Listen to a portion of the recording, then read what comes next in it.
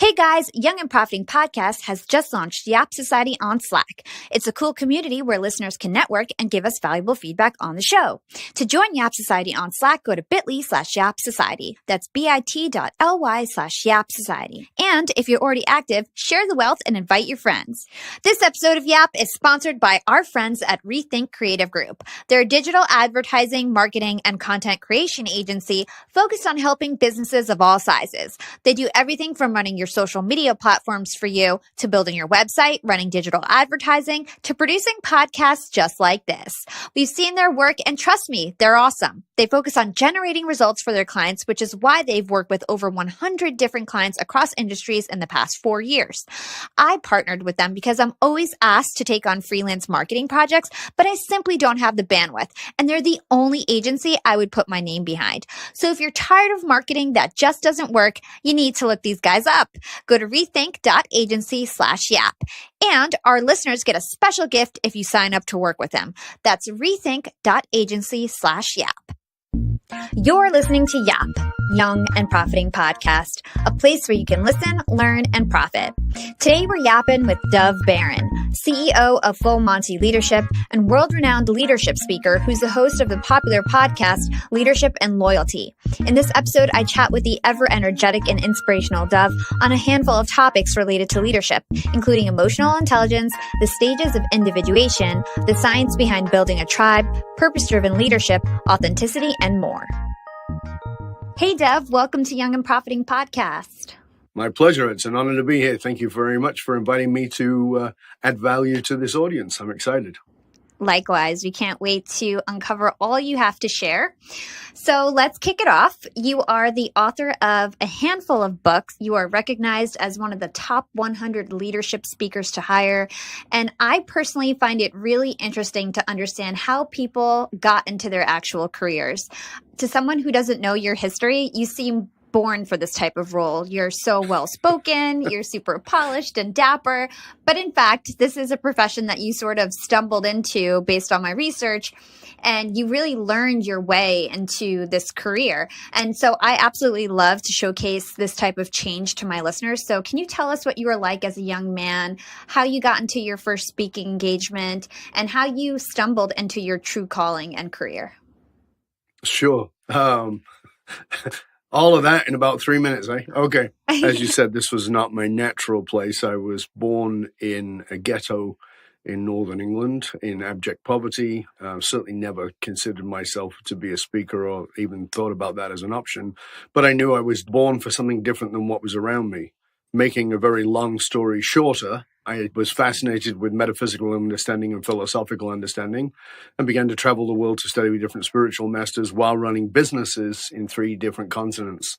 And then in '84, one of my clients asked me to come speak for his group. I did that. And then I got hooked to speaking. And in the process of that, did a really good job of trying to make myself bankrupt.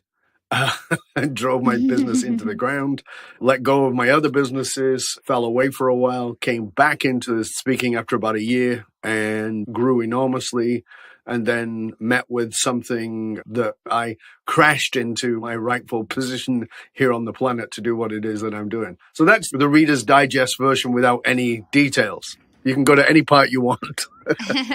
Okay, well, let's start off with what you were like as a young man. From my understanding, you were sort of like a buff guy with long hair and chest hair, from what I heard.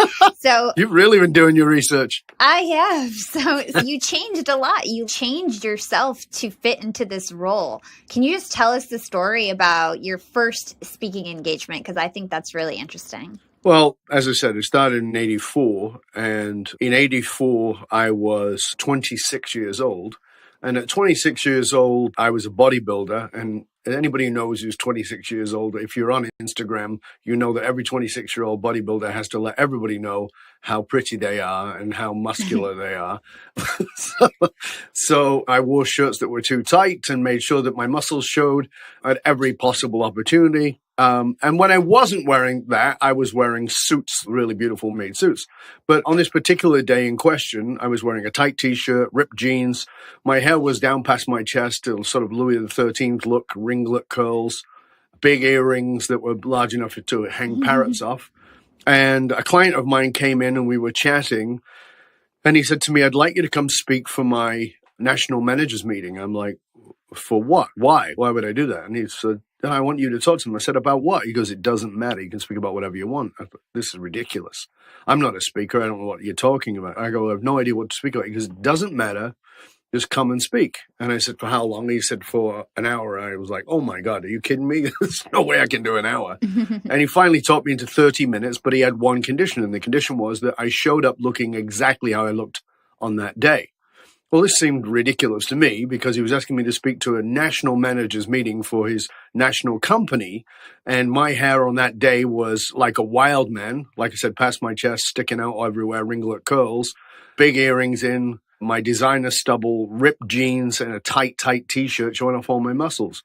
And I said, but you know I wear suits. And he goes, it doesn't matter. Show up like that. So I agreed and I showed up. And when I got there, I put my head in the door. And as I put my head in the door to this long ballroom, I could see all the guys sitting around the table.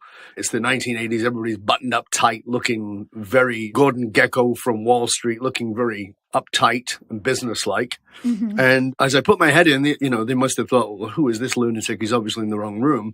And they're giving me this nod of the head to the side, which is bugger off, you're in the wrong place. But I just waited. And then Steve announced me and said, let's welcome our speaker, Dov. And jaws hit the desk and I walked up. And to be honest, I don't remember what I talked about. I only remember what I said at the beginning. And what I said was, put your hand up if you're a racist. These were very hot subject in the 1980s in Australia because of the Aboriginals, the native Australian people, and were being treated poorly. And, they were trying to do something about it. And of course, when I said, put your hand up if you're a racist, nobody's going to put their hand up, even though it was all whiteys. So nobody's going to put their hand up. Okay. So I said, all right, fine. Put your hand up if you would judge somebody by the way they look, the color of their skin, or how they dress. And again, nobody put their hand up. And I said, you're a bunch of freaking liars. And at that point, I figured I've done myself in. And I look over at my friend who had invited me to speak, and he's got a grin on his face. It looks like he can post parcels through his mouth. He's smiling so wide. And he obviously was far smarter than I was. And that was exactly what he needed. He wanted them to see that they were biased. I said, the reason you judge me is because of the way that I look. And the truth of the matter is you don't realize I'm one of your customers. The reason I know, Steve, is because you guys make my suits. But if I'd have walked in on this day looking like this, you would have dismissed me. And that would have been a foolish move. So it was pretty fabulous. I was very excited and I was definitely hooked. This was an amazing experience. I walked away feeling pretty excited. And about 2 or 3 weeks later, Steve came back to me and said, hey, Alistair wants you to speak for his company. I'm like, okay. Again, another national clothing company. Oh, this is exciting. Great. I'd love to do it. So what did I do? I did something stupid. I went and did the research on what the speakers looked like. And speakers looked like they wore a uniform, blue suit, white shirt, red tie, and patent leather shoes. Short hair, clean shaven, or a mustache. So what did I do? I bought the uniform. I cut off my hair. I shaved off my beard, grew this horrible thing that looked like something that died on my top lip, and wore the uniform and showed up for the next gig and died a complete death. Why? Because initially I'd succeeded because I was completely authentic. The second time, even though I had illustrated the same point, it had no substance to it because I was inauthentic. The good news is it only took me about 4 or 5 years to work that out. Awesome. I love that story. I was just hoping you would tell it. So thank you for telling it. There's a handful of topics that you write and speak about that I want to discuss today. Emotional intelligence, building a tribe, authenticity, which you just mentioned, being purpose-driven, all of these very pertinent topics that roll up into how to be a great leader. Yes. So since you brought it up, let's start with authenticity. You have been described as a leading authority on authentic leadership. So what does being an authentic leader mean to you exactly? That's a great question because, unfortunately, most people don't know what it means. And the analogy I give all the time is if you and I walk around the mall or walk around a conference and ask people, are you authentic? How many people are going to say no? Everybody's going to say yes. So it's actually a ludicrous question because everybody thinks they're authentic. The problem is most people don't know what that means. So, authenticity in the way that we understand it is being real, being true to ourselves. But most people don't know when they're not being real, and they don't know when they're not being true to themselves because they've never asked the deeper questions about who they actually are. So I'm going to give you a very clear definition so you can understand, not you personally, Hala, but all of us. Mm-hmm. And that is, if you want to understand what authenticity is, it's depth. That's what it actually is. It's depth. And it's then showing up in that depth. And that is the depth of your transparency, your vulnerability, your values, your beliefs, and your purpose, and being willing to share that. But you can't be authentic and shallow. However, again, I want to reiterate, the people who are shallow don't know they're shallow. It's not because they're stupid people. It's because they probably never asked the questions that create the level of depth. So if you and I ask people, do you know who you are? People will usually say yes. But ask them, how do you know? They stumble all over the place. So when we say, who are you? People usually answer with, well, my name is Fred. No, that's your name. Who are you? Oh, I see. You mean I'm a CEO? No, that's your career title. Oh, well, I'm Catholic. No, that's your religion. Oh, I'm a woman. No, that's your gender. People have not asked the deeper questions of themselves. And when we don't ask those questions, we don't get to depth. And when we don't get to depth, we're somewhat inauthentic to the level of a capacity of what we're capable of. Very interesting. And you mentioned it briefly. Vulnerability is also really important when it comes to this topic. So can you talk about how that is actually not a weakness, but can be somebody's greatest strength? Thank you again for asking. That's a great question. So here's the thing, particularly for those of us who might be listening. I know your audience tends to be younger, and that's wonderful. I particularly love millennials. But that being said, if you're older and listening to this, there's a pretty good chance, or even if you're younger and you were educated by people who were indoctrinated with this, you probably grew up with the idea that vulnerability is a weakness. And don't let people see the chink in your armor. Don't let them see that you don't know, all that terrible messaging. The truth of the matter is that if you think for a moment, here's what I want you to do, just to grasp the strength and the power of vulnerability. For a moment, what I would like you to do is, in your mind, I would like you to picture on one side of you somebody that you know and have known for however long it is. It doesn't matter. But somebody you know who you trust and you recognize as a truly trusted, loyal friend. You would go anywhere and do anything for them, and they would do the same for you. Now, on the other side of you, I want you to imagine somebody you've known for approximately the same amount of time. Whatever the amount of time is, it doesn't matter. But then this is a person who is only an acquaintance. So if you've known them the same amount of time, what's the difference between a friend and acquaintance? You can't say time, because we've just said it's about the same amount of time. And the answer is reciprocal vulnerability. The bottom line is the people who are your loyal, trusted friends know your shit and you know theirs. You know the history of that person. You know who they are. You know the parts of them that are less than shiny. They know the less than shiny parts of you. And that is not used against each other, but that is used in order to build a greater bond and a greater connection and greater loyalty between you. So vulnerability becomes your greatest strength as a leader, letting people in. If you're older generation, then you believe that mentorship went from the top down. If you're a great leader of any age, you understand that mentorship goes from the top down, from the bottom up, and sideways. We have to be willing to be mentored. And in order to be mentored, we have to admit our weaknesses. We have to say, listen, I don't know as much about this as you do. You're 10 years younger than me, and you've got a much better understanding than I do. Please show me. I need to learn. This is powerful. Mm-hmm. It creates a bond. Yeah, and I think it plays into another topic that you speak about a lot, the difference between a growth mindset and a fixed mindset. Could you explain that to our listeners?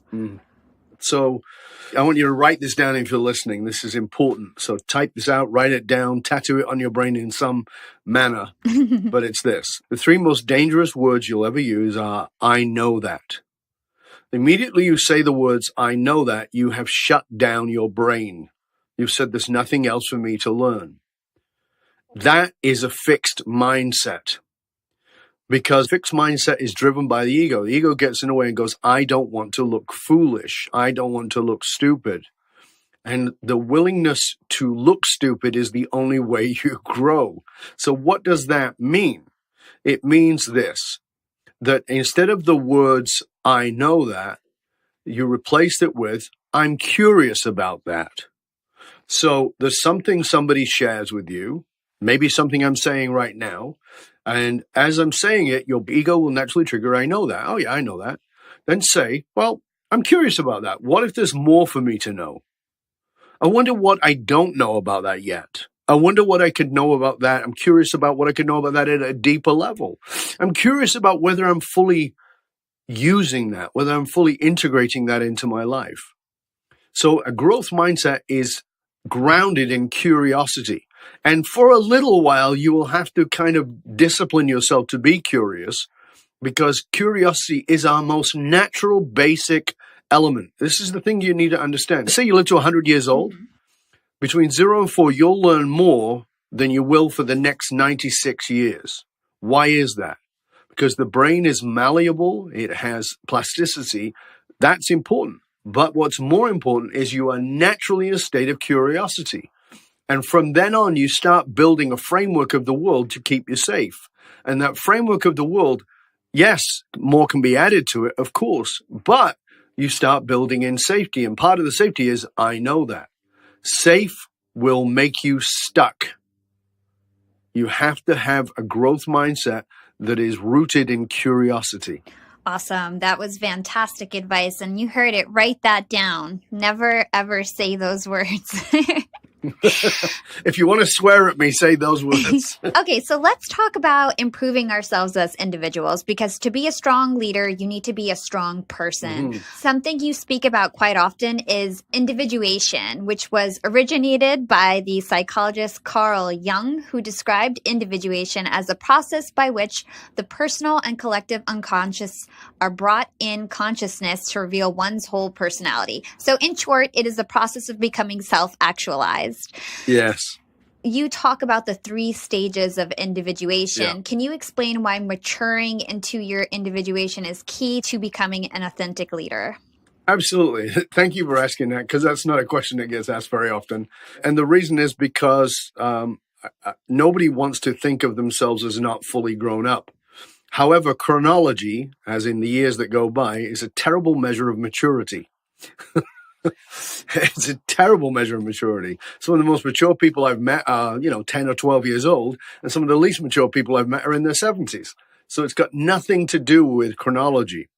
So how it works is this: 3 stages of individuation. When we are born into the world, we are completely, totally, and absolutely dependent. And it's all about me. And think about, being a baby. You want everything. You need everything. You have no other way. You can't supply yourself. You need everybody to take care of you. And that's the first stage of development. In that stage, there is no separation between you and your parents or you and the world. So therefore, if a baby is sitting in a high chair and drops a ceramic cup and the cup breaks, and the baby starts to cry, and the parent will often say, oh, the noise must have scared her or him. No, actually, it didn't. It might have, but the real reason the baby's crying is because it doesn't understand the separation between itself and the world. So when the cup broke, it actually felt or presumed that some part of itself was broken. That's the first stage. There's this ultimate connection to the world, but at a very visceral level.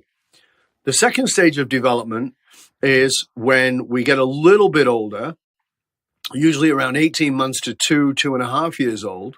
Up until that point, we not only think we're part of the world, but we actually think mom and dad are us. So therefore, if dad leaves the room, we feel like part of us has disappeared. And by the way, we'll never come back. It's a permanent state. That's why when you play peekaboo with a baby, the baby giggles. You're gone. You literally disappeared from their world, and now you're back. You're gone, and you're back. And that's why the kid starts giggling, because that's what it is. It's like you disappeared from the world. Now you're back. Oh, my goodness. Wow. So in that second stage of individuation, it's I am you. Up until that second stage is I am you. Now, at that second stage kicks in, that baby suddenly realizes, oh, I'm not you. So what it does is it tests that by leaving the room going round the corner and disappearing for a couple of seconds. Then it'll come back and peek and say, oh, you're still there. Oh, I am not you. There's more to me than this. And so in that stage, a kid's favorite word is no. It's not because it's being terrible too. It's because it's the beginning of individuation. It's separating itself from you, realizing that you and it are separate beings. That's the second stage of where it starts to kick in. If we're good parents, we understand that we don't actually punish the child for saying no. We expand it and allow it to say no. But it's the favorite word. You offer them a cookie, they'll still say no even if they take it. Go to bed, no. Get up, no. That's the favorite word. Then the next stage kicks in. And the third stage of individuation happens usually in our teens. And the second stage of individuation, we've all been teens. And if you've been a teen, you probably think your parents are an idiot or idiots. And that stage of development is because you realize that you are not their beliefs.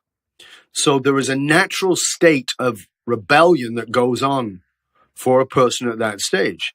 If you have teenagers and they're rebelling and they're doing the things you don't want them to do, that's them just trying to say, I'm not your beliefs. So initially, I'm part of the world, phase one.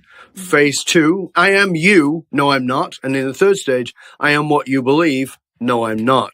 So now I'm not you. So now we transfer that over into the bigger picture, which is, so I'm not you, I'm rebelling, therefore I'm trying to find myself.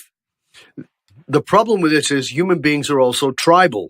So we need to belong. If we don't belong to the family because I'm not your beliefs, then we go looking for a place where we feel like we do belong. The problem with that is we trade one family for another, and very often that's a peer group. And that peer group, we don't bother to flush that out and say, is that aligned with who I am? Because I don't know who I am yet. So we're fumbling around in the world trying to discover what is us. And what's important here is to stop and say, is this true for me?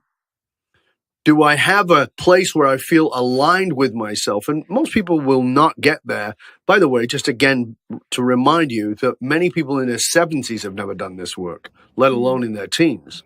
So to actually say, is this true for me? Does this evolve me? Does this bring me to a higher place of understanding of myself? And the bottom line of it is coming back to what we talked about before about a growth mindset, is to become constantly curious about yourself, your growth, and your development. Curious about who you are. Is this who I really am? Because if you look back, the things that you believed in when you were a kid, maybe you believed in Santa Claus, you don't believe anymore. And the things you believed in, I know the things I believed in my 20s are not the things I believed in my late 30s. The things I believed in my late 30s are not the things I believed in my late 40s, and so on. There's an evolution, and there should be an evolution to your growth. But we want to say, well, this is who I am. No, who I am is evolving and deepening. When you find the truth of your values, when you find your purpose, that deepens. Got it. So can you just help me understand what individuation has to do with leadership? What is the connection there? First of all, you can't lead others unless you can lead yourself. That's number one. So let's just start there. If you've not done self-inquiry, if you've not done self-growth, if you've not developed who you are, then you're going to be leading others on a false premise. So you've got to know what are your own values, what is your own purpose in order to lead others. Because remember, every human being is looking for meaning. In research done over the last 5 years, millennials said the number one thing that matters to them is having meaningful work. Well, what does meaningful work mean? It means not only do I find meaning in it, but I'm aligned with the meaning in it. If I've not found the meaning of myself, if I've not bothered to do that, then I've attached my meaning. And what happens with that is invariably there's a lot of disappointment. Because I thought you guys were this, but you're not. Well, actually, we are this. You just didn't bother to actually look. So in order to lead anybody else, you have to lead yourself first. That's what leadership is. Self-leadership first. From there, you can lead others. And from there, you are not compromising your own value system. You're not compromising your own purpose. So don't try to lead anybody else. You can inspire people. You can guide people. You can do all those kinds of things.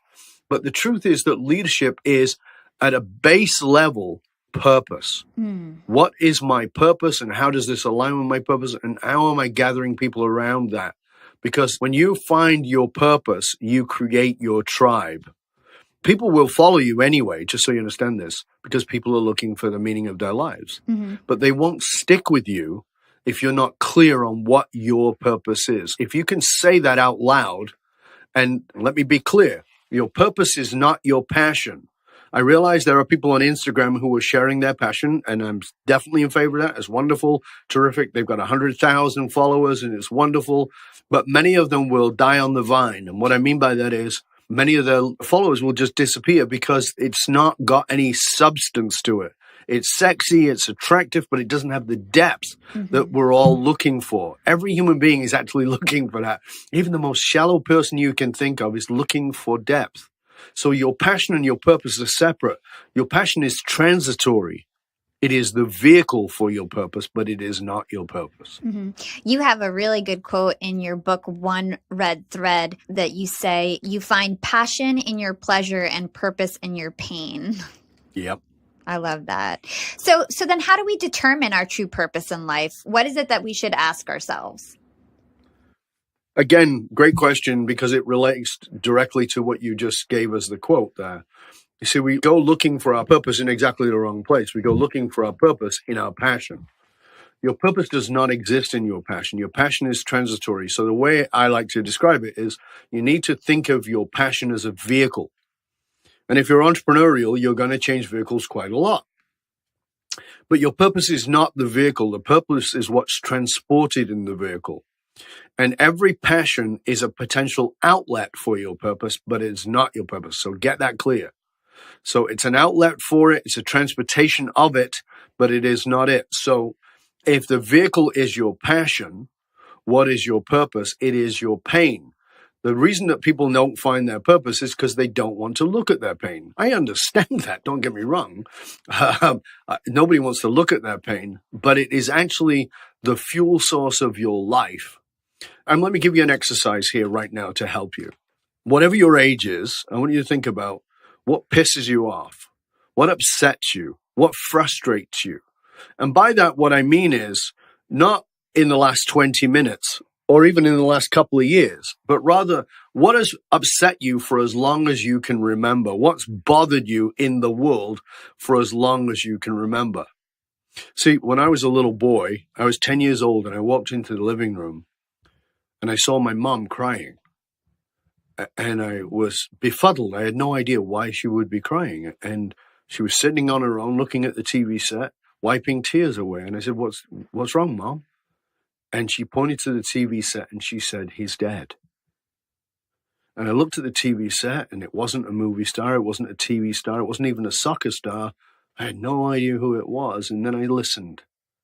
And the man on the TV said, I have a dream that one day. I was, oh. And I had no idea who Martin Luther King was. But I went and asked my uncle, and he told me who Martin Luther King was. My uncle was the smart guy in the family. I asked him who he was. He told me about Gandhi and about how peaceful protests and how he was fighting for civil rights.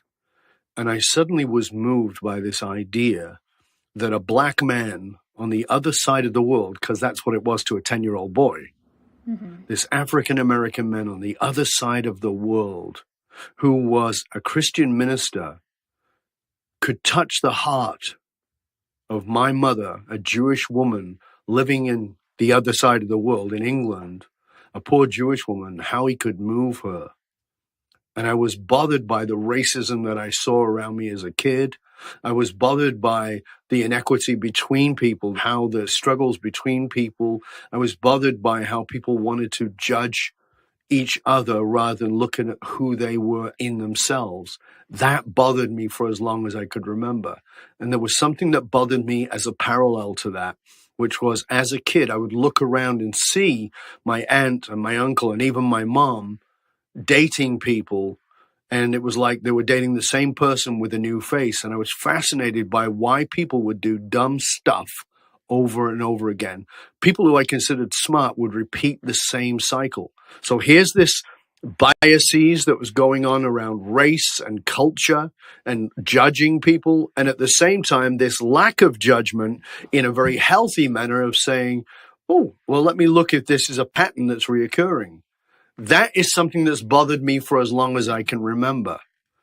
And it upset me. It would upset me to see my aunt dating the same guy with a new face who was going to be violent with her, or to see my mom dating another drunk or another addicted human being. And it would bother me to see that people would be judging other people simply by their skin. So this was a fundamental challenge for me, is this lack of judgment and absolute judgment, and what was in between. That bothered me for as long as I can remember. It caused me pain. That's how I found my purpose.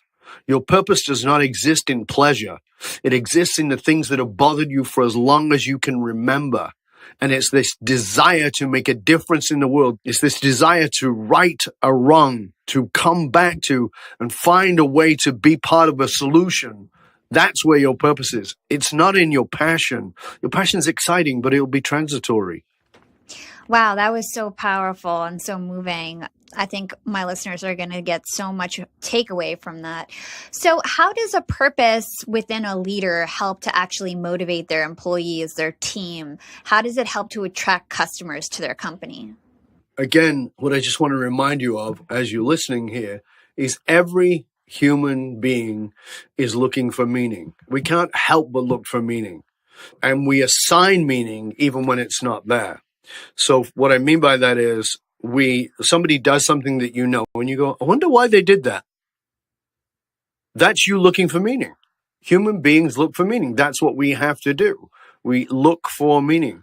When we're looking for meaning, we're looking for purpose. We're looking for the purpose, the reason why. We can't help but do that.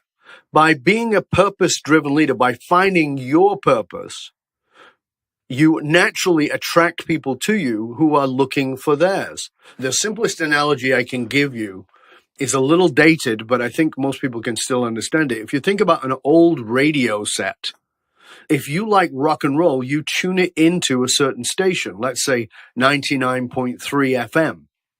And when you get to 99.3 FM, if you like rock and roll, you listen to that station.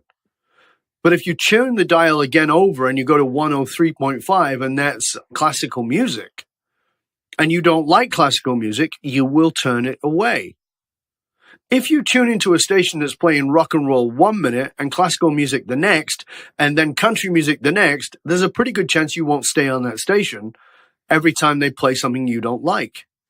So that's exactly what it is. People are looking for a place to go where there's an alignment of frequency, where there's an alignment of resonance between who they are, even if they don't know it themselves yet. So there's a natural pull towards something that is aligned with my purpose. I can't find that with somebody who's not aligned with theirs. So if your station is broadcasting all over the place and you've not found your purpose, which is your dominant frequency, then how can I tune into it? I can't. So I want to be pulled towards something. When you know your purpose, because everybody's looking for meaning, and this is the thing about it, it's one thing to look for your purpose. It's another thing to find it. It's another thing to evolve it. And it's another thing, again, to have the courage to speak it, to own it, to claim it. Because when you find it, evolve it, live it, and speak it with courage, other people can go yes or no. And most of us don't want to live in a world of yes and no. We want to live in this nice, comfortable gray zone of, it's okay, because we don't want people to dislike us.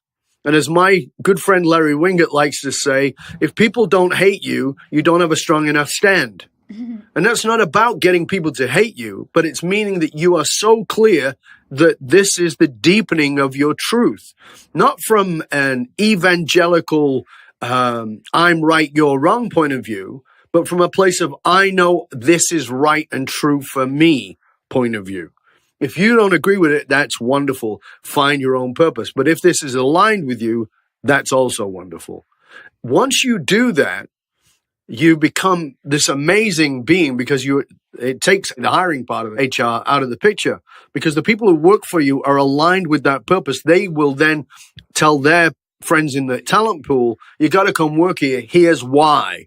And it isn't about foosball machines and cappuccino machines. It's about, here's why I love going to work there, because we are so committed to X, Y, and Z. Our leader is on purpose with A, B, and C.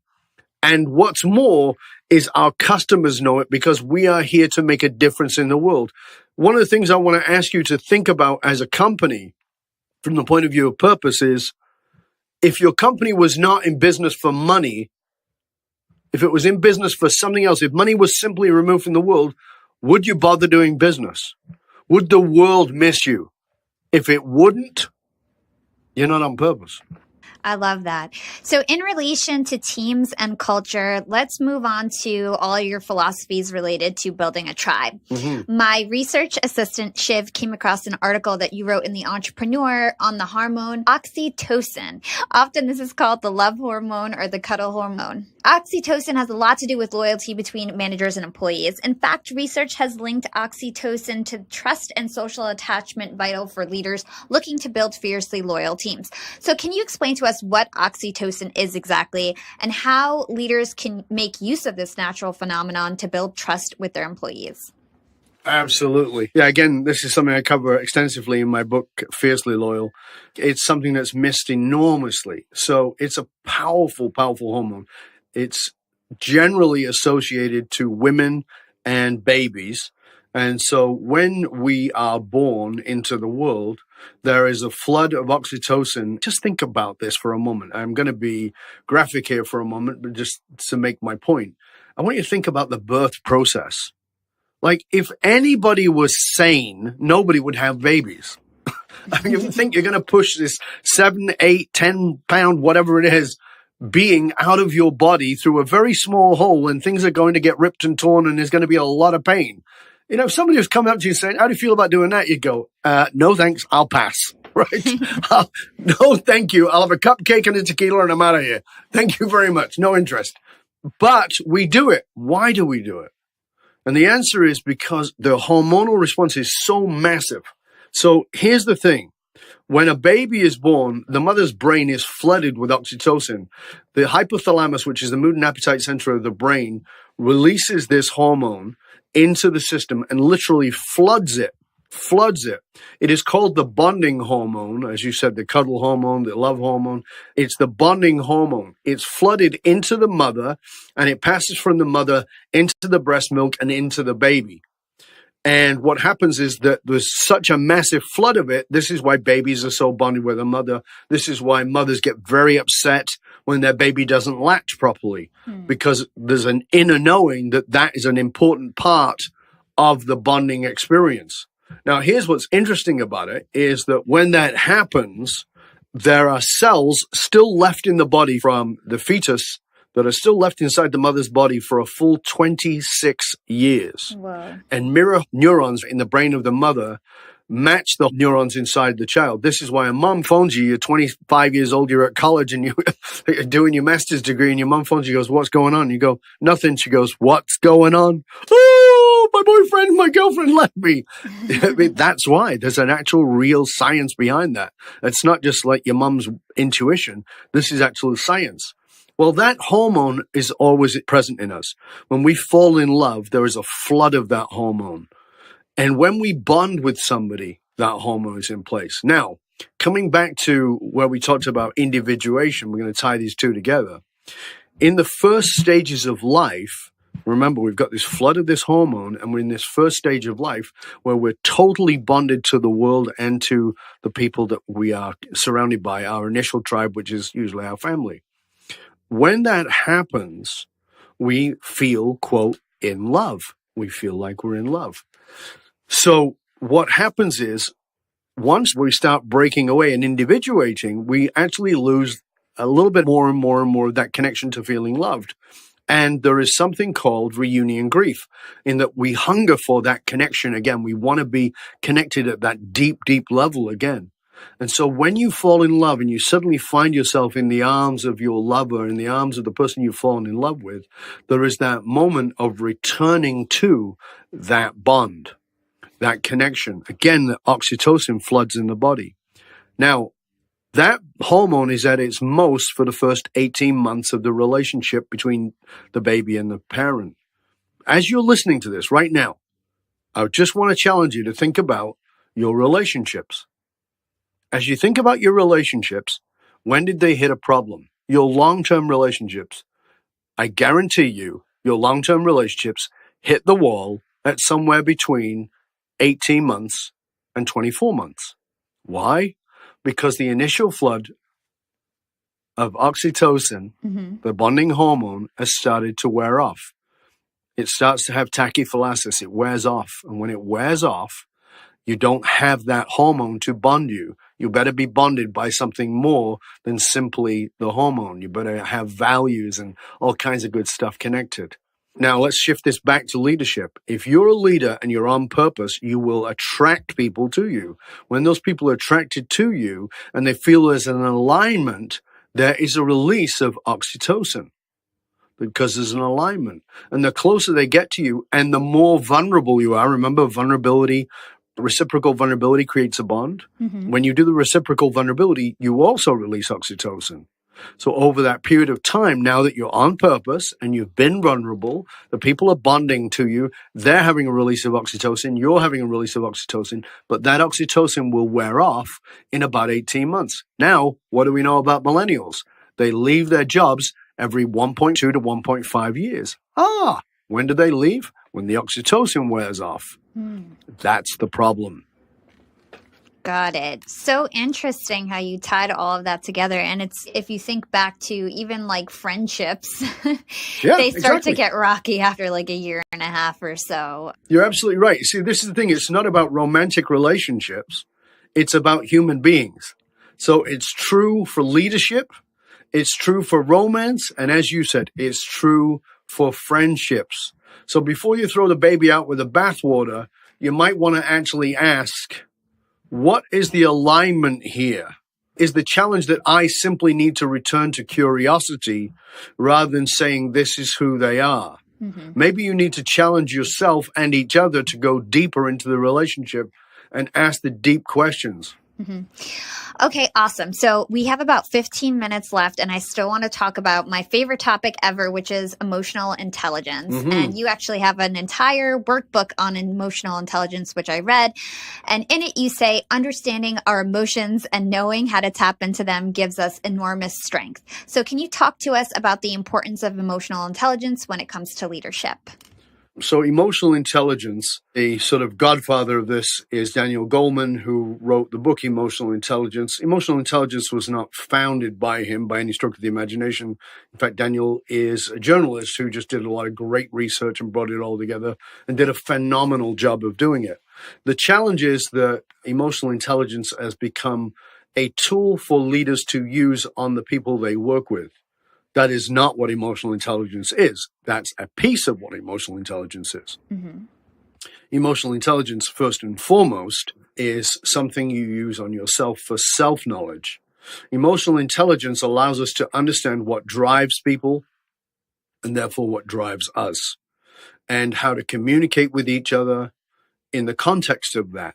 So it allows us to connect with ourselves, with each other, and in the context of environments, meaning in the work environment, in the social environment, whatever it is. Without self-knowledge, which is the foundation of emotional intelligence, we will never be able to fully lead. So again, we're back at where we started here, which is if you're going to be a great leader, the number one thing is self-knowledge. Self-knowledge will allow you to have compassion for yourself and others. So one of the things around that's very popular now in the context of emotional intelligence is compassionate or empathetic leadership. Well, the truth is, for most people, that's an exercise and not a truth. Well, how do I be more empathetic with my people? Well, you do this and you do that and you do the other thing. And people go away and do that. And they go, well, yeah, it didn't get the results. That's because you didn't feel empathy. You went through the exercise. And they go, well, how do I feel it? You have to recognize it in yourself.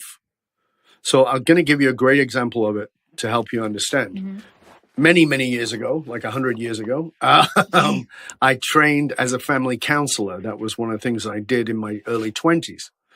And I learned family dynamics and family counseling. And in that training, I was trained in the old school way of doing it. And the old school way of doing it was you must remain emotionally distant from your clients in order to serve them. That never sat well with me. I never felt that that was honest. I always felt like that was off. But it was the way I was trained. It was, quote, right. Again, see, are we back in this idea of right? But it was not true. So I was like, I know this is the right way to do it, but it's not true for me. I feel it's wrong. I'm not aligned with this.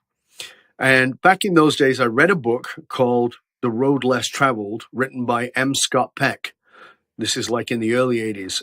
M. Scott Peck was a military psychiatrist. You can't get much more rigid than a military psychiatrist. And yet I read in his book, and one of the things he said is, as a psychiatrist, he goes, everything I've been taught was wrong. He goes, what I know is I can't help people I don't love. And that was like, wow, for me, because that spoke to the very essence of what I knew to be true for me. And what I realized was that the only way I could actually serve people was by deeply caring about them, that this bullshit objectivity is not real. It doesn't work. So when we have to have empathy for somebody, I try to be an empathetic leader, but we've not actually self-inquired, when we've not really done that work, we can't actually help. So as an example, as I said, I'm going to give you a great example. A few years back, about 3-4 years ago, a friend of mine and I, Tony Mack and I, were invited to speak to the UN, and we were invited to speak to the UN around radical leadership and ending violent radical leadership, what we could do to facilitate that. When we're talking about that, we're talking about the far right, we're talking about jihadists, all those kinds of things. And the reason we were invited to speak is because Tony is the founder of a group called Life After Hate. Life After Hate helps people who get out of these hate groups and to reemerge into a healthy community and be a productive member of society. And the reason that Tony does that is because Tony used to run a group called WAR, White Aryan Race. He was a neo-Nazi who was about as nasty as you could get. And we were invited to speak there because I had helped to de-radicalize Tony. Tony and I had worked together and I had de-radicalized him. Tony had already left the movement when I met him, but the movement hadn't left him. All the belief systems were still in place. And we started to work together. And so we were invited to speak at the UN many, many years later, by the way, when Tony was already running Life After Hate. And the person asking us the questions said, how could I possibly help Tony? Particularly because my name is Dov, which is a Jewish name. And the mediator asked, are you Jewish? And I said, yeah, by birth I'm Jewish. And they said, how could you help a neo-Nazi? And I said, well, that was easy. And they said, why? And I said, because there's no separation between us. He's me and I'm him. And they said, what do you mean? Were you a neo-Nazi? And I said, of course not. No. And they go, I don't understand. The principle is this. You can't serve somebody unless you can see yourself in them. So I've never been a neo-Nazi, but there were other things in me that I could see in Tony. There were things in Tony I could see in myself. Until we are willing to see ourselves in the other person, we can't empathetically serve. We have to find the rapport. We have to find the empathy. We have to find the commonality between us. And we can't do that from a fixed mindset. We have to do that from being an open mindset, from a growth mindset, from a compassionate mindset, from being willing to ask, how is this me? So nobody sits in front of me who isn't me. That is how you empathetically lead. So if you're going to develop emotional intelligence in your leadership, you have to first self-examine. And if you're willing to jump to the judgment of, oh my God, I could never be like that, find it in you. It exists. It wouldn't be in front of you if it wasn't you. From there, you can empathetically lead. Don't try and read all the books on emotional intelligence and use them on somebody else. Take a look in the mirror. The bravest person in the world is often afraid to look in the mirror. Looking in the mirror is where the real courage is. Being willing to look into the shadows. As Joseph Campbell said, the treasure you seek is hidden in the cave you refuse to enter. You have to enter into the darkness of your own being to find the treasure of who you are so that you can truly serve as a leader. Wow, that is so powerful. I'm going to have to make that into an audiogram and promote it on social media. Thank you. So In relation to this, you basically leave an emotional footprint on everybody you meet. Absolutely. And this is something I read in your book, but it's something that I think about constantly. I just never had a word for it. I evaluate it all the time. What do people perceive me as? What is my impression on people? Mm-hmm. And most of it has to do with your emotions and how you carry yourself. So can you explain emotional footprints to our listeners? Wow, you guys did great research. Thank you. So we talk a lot these days about our carbon footprint and wanting to reduce our carbon footprint. And as I wrote about, we don't actually think about what is our emotional footprint. And what I want you to understand is that everybody you interact with, you are having an impact on. Leadership is actually about impact. What is the impact you're having? And whether you like it or not, you're having impact. You are creating an emotional footprint with everybody you leave. And every interaction is an opportunity. Every interaction is an opportunity to inspire. In spiritus. In spiritus means to be drunk on the divine. Every opportunity to inspire another. But what we do is we have impact, and often the impact is not good. Now, nobody's perfect. I sometimes leave an impact that I'm not happy with. This is not about checking on yourself and saying, oh, I wonder if they liked me. This is not about that at all. Not even close. This is about deciding to go in and be in your truth when you know your truth, when you've done the work. You mentioned my book, One Red Thread. When you've found your purpose, that's what that book is about. When you've gone through the process of finding your purpose and telling your truth and looking at who you are, then you understand the impact that you're leaving is in alignment with that truth. And so you're always asking, was the impact that I left, was the emotional footprint I left one that is truly, authentically connected to my purpose, or was it misaligned? Because sometimes I'll leave an impact on somebody that is aligned with my purpose, but they won't like it. And I'm okay with that. Mm-hmm. And sometimes I'll leave an impact on somebody that is not aligned with my purpose, and I'm not okay with that, even though they may have liked me. So I never want to trade my authenticity for approval, but we are trained to do that in our society. And so when you look at your emotional footprint, that's the question. Did I trade my authenticity for approval, or did I stand in my truth? And when you stand in your truth, there will be impact, and it won't always be positive. It won't always be wonderful. They won't always like you. There are people listening to this who think, oh, I really didn't like that guy. Great. Okay, that's fine. But you know what I know is I showed up here as me. And if you didn't like me, then what you rejected is me, not some facade of me. Because if you're actually going into a situation and concerned with whether people like you or not, you will be malleable. You will be Play-Doh for the people around you. And people will reject you anyway, because that's unavoidable. And how sad is it to be rejected for not being you? Then they never even got a chance to see you. That's the sad thing. You want people to see you, accept you, or reject you, either way, based on the truth of who you are. And that requires courage. At the same time, when you show up in that way, it's not about being a bull in a china shop. It's not about brutal honesty, which, think about the first word, brutal. It's about radical, deeply compassionate honesty. I see you in me, and this is my truth. This is who I am. This is what I believe. This is the work that I've done to get to that. It's not some crap that I pulled off the top of my head to convince you. This is what I've boiled it down to. Wow, there's so much to unpack there. And I think that myself and my listeners, we have a lot of work to do when it comes to defining our own purpose and having it be so clear that we leave our emotional footprint on others, and it's very clear to them as well. With that, let's close out the interview. Where can our listeners go to find out more about you and everything that you do? I know you have several free ebooks that you can share with our listeners and a new course, I heard, if you'd like to give details on that. Thank you so much, Hala. I appreciate the opportunity to share that. You can find out more about me and all of our resources at fullmontyleadership.com. If you actually go to fullmontyleadership.com/gift, GIFT, there you will have the opportunity to download a couple of my ebooks for free, including One Red Thread, which will help you to find your purpose. And that's all there. You can find out about my podcast there. We have the #1 podcast in the world for Fortune 500 listeners. You can also find out about my YouTube channel. There's over 500 videos in there. My blog is on the site too. All kinds of resources. But here's the thing I want to say to you. This is important. Listen, Hala put together this podcast, and obviously, very obvious to me, as somebody who does about 3 interviews a week, as in I'm the guest on shows about 3 interviews a week. So I do a lot of interviews. And how wonderful the research that's done, the time and energy that's put into this. You may be listening for an hour, but I assure you there's a lot more than an hour went into this show.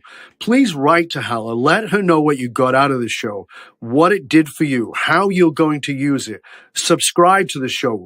Review the show, share the show with others, and write to me. My email address, my private email address, I know it's crazy, is dov@dovbaron.com. Write to me, CC Hala, tell us what you got out of this episode and what you are going to do with it, because information is worth the hole in a donut unless you apply it. Write to us, tell us what you're going to do with it, and if I can be of service to you, there's a way for me to help for you, that's what I'm here on the planet to do. Write to me. Let's talk about how I can help you or your company or organization, whatever it is that you're doing. Thank you for your time, your energy, and your commitment. FullMontyLeadership.com. Thank you so much, Dov. It was such a pleasure to have you on the show. Hopefully we can have you back soon. Thank you. Thanks for listening to Young and Profiting Podcast. If you enjoyed this episode, don't forget to write us a review on Apple Podcasts or wherever you listen to the show. Follow Yap on Instagram at Young and Profiting and check us out at youngandprofiting.com. And now you can chat live with us every single day on Yap Society on Slack. Check out our show notes or youngandprofiting.com for the registration link. You can find me on Instagram at Yap with Hala or LinkedIn. Just search for my name, Hala Taha. Big thanks to the Yap team for another successful episode. This week, I'd like to give a special shout out to Christian, our web manager who keeps our website up to date with the latest content each and every single week, and to Kayla, who writes our wonderful show notes. This is Hala. Until next time.